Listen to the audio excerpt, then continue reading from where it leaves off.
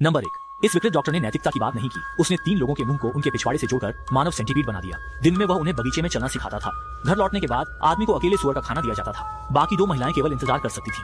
उन्हें इंतजार करना पड़ता था जब तक आदमी खाना पचा नहीं लेता, ताकि वे ताजा मीठी अंगों का उपयोग कर सकें। डॉक्टर का नाम था सांग बियाओ, जो कभी एक कुशल सर्जन था।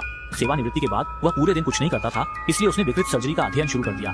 उसने कुछ जानवरों को एक साथ सिल दिया, एक नई जीवन इकाई बनाने के लिए। लेकिन समय के साथ केवल जानवरों पर प्रयोग करना उसकी विकृत मानसिकता को संतुष्ट नहीं कर सका, इसलिए उसने मानवों को निशाना बनाना शुरू कर दिया। उस रात 2 महिलाएं गाड़ी चला रही थीं। अचानक टायर किसी चीज से पंचर हो गया। उन्होंने तुरंत टो ट्रक कंपनी को फोन किया, लेकिन इस भूतिया जगह पर कोई सिग्नल नहीं था। मजबूरन उन्होंने आसपास मदद की तलाश की। जैसे ही वे जंगल पार कर रहे थे, आसमान से मूसलाधार बारिश शुरू हो गई। तभी उनके सामने एक अलग थलग बंगला दिखाई दिया। वे सीधे वहां चले गए, लेकिन उन्हें नहीं पता था कि दरवाजा खोलने वाला वही विकृत डॉक्टर सांग बियाओ था। उसने 2 भीगे लोगों को मुसीबत में मदद करते देखा और मुस्कुराते हुए अंदर बुला लिया। अगले पल उसने दरवाजा बंद कर दिया।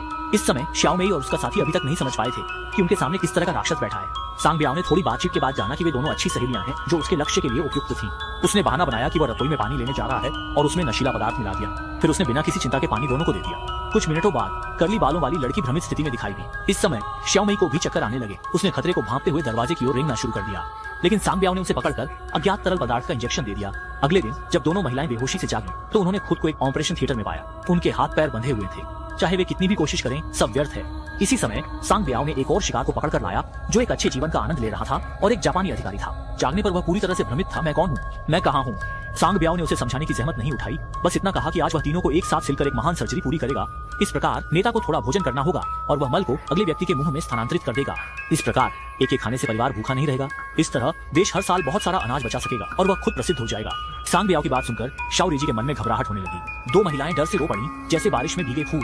इसके बाद छोटे दिन को एनेस्थीसिया का इंजेक्शन दिया गया और वह जल्दी शांति से सो गया। कर्ली हेयर वाली महिला की बारी आने पर उसने निराशा में श्याओ मेई से मदद मांगी। श्याओ मेई ने सांग बियाओ के एनेस्थीसिया इंजेक्शन का फायदा उठाकर बेल्ट को मुंह से खोल लिया और भाग गई। जब सांग बियाओ को पता चला, वह पहले ही लिविंग रूम में पहुंच चुका था। इस समय मुख्य दरवाजा चाबी से बंद हो चुका था। आपात स्थिति में वह एक खाली घर में भाग गया। सांग बियाओ उसका पीछा करते हुए आया। उसने श्याओ मेई से कहा कि दरवाजा खोलो, नहीं तो मैं तुम्हें 3 लोगों के बीच में सिल दूंगा। तब तुम्हें खाने और मल त्यागने में परेशानी होगी। महिला ने कहा, क्या तुम पागल हो? इस समय कौन तुम्हें दरवाजा खोलेगा? जल्दी ही दरवाजे पर दस्तक बंद हो गई। महिला ने खिड़की तोड़कर भागने की कोशिश की, लेकिन जैसे ही उसने पर्दा हटाया, सामने का दृश्य देखकर वह डर से चढ़ हो गई। उसने देखा कि सांग बियाओ बंदूक लिए खड़ा था, जिससे श्याओ मेई घबराकर रास्ता भूल गई। गलती से वह स्विमिंग पूल में गिर गई। इस समय सांग बियाओ भी पीछे आया।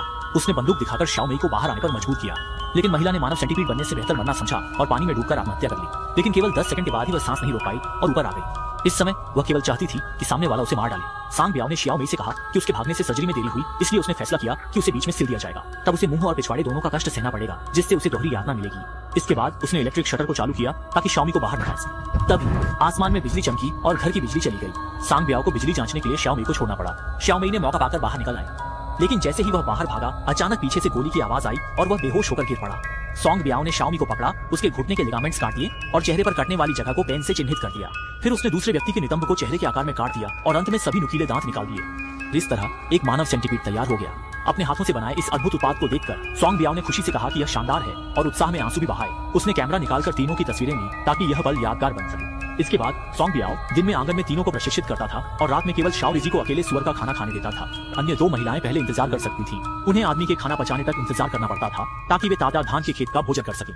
अगले दिन श्याओ रिजी इसे सहन नहीं कर सका। उसने अपने दोनों हाथ जोड़कर प्रार्थना की कि पीछे का भूत उसे छोड़ दे और फिर जोर से दबाव डाला। बाद में श्याओ मेई ने सब कुछ स्वीकार कर लिया। रात में तीनों पिंजरे में दुखी होकर रो रहे थे, खासकर छोटी मेई, जिसने पोषणयुक्त भोजन का आनंद लिया था और अब उससे उल्टी भी नहीं हो रही थी। उस दिन सांग बियाओ ने तीनों का मेडिकल चेकअप किया और पाया कि श्याओ रिजी नियमित रूप से सुअर का खाना खा सकता था और उसके स्वास्थ्य संकेतक सामान्य हो रहे थे। लेकिन श्याओ मेई को पैकेज के कारण कुछ कब्ज हो गया था और सबसे पीछे वाली घुंघराले बालों वाली लड़की की हालत खराब थी। श्याओ मेई के कब्ज के कारण वह लंबे समय से भूखी थी और कुपोषित हो गई थी और घाव के सिलाई वाले हिस्से में मवाद भर गया था, जिससे लगता है कि उसकी हालत गंभीर है और वह ज्यादा दिन नहीं जी पाएगा। जब सांग बियाओ ने उसे बदलने के लिए किसी को ढूंढने का सोचा, तभी दरवाजे की घंटी बजी।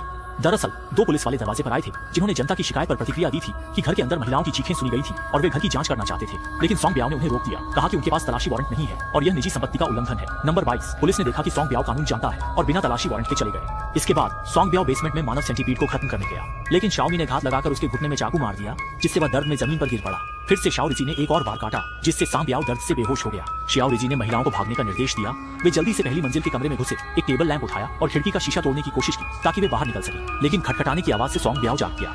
उसने सर्जिकल चाकू मुंह में दबाया और सांप की तरह रेंगते हुए पीछे आ गया। श्याओ रिजी ने भी जल्दी से कांच के टुकड़े उठा लिए। दोनों के बीच निर्णायक लड़ाई जिनजिदियन पर होने वाली थी। निर्णायक क्षण में श्याओ मेई डर गया और कहा कि उसे मानव सेंटीपीड में बदल दिया गया है और अब वह किसी का सामना नहीं कर सकता, और उसने शीशे से अपनी गर्दन काट ली। उसी समय 2 पुलिस वाले फिर से दरवाजे पर आए। उन्हें सांग बियाओ पर शक हो गया था।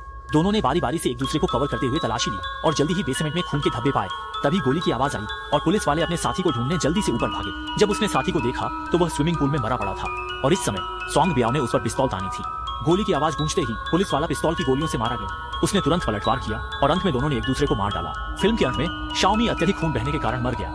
घुंघराले बालों वाली लड़की गंभीर स्थिति में थी क्योंकि शाओमी लंबे समय से कब्ज से पीड़ित थी और वह बीच में फंसी संघर्ष कर रही थी। तो आपको क्या लगता है इन तीनों में सबसे ज्यादा दुखी कौन था?